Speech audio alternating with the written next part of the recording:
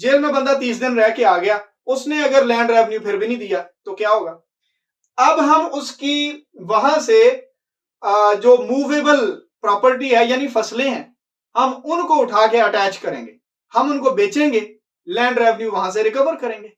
अगर उसकी फसल पूरी नहीं हो रही, फसल थोड़ी है, लैंड रेवेन्यू पूरा नहीं हो रहा, हम उसकी जमीन किसी साथ वाले ऐसे बंदे को ट्रांसफर कर देंगे जो अपना टैक्स प्रॉपरली पे कर रहा है, वो वाला बंदा डिफॉल्टर नहीं होना चाहिए, और वो 15 साल तक के लिए जो है वो अटैच हो सकती है। 15 साल तक अगर जो वो नहीं होता तो फिर दोबारा से अटैचमेंट हो जाएगी। अगर इस तरह से मामला नहीं ठीक होता तो फिर हमने उस जमीन को जो है वो अटैच करना है।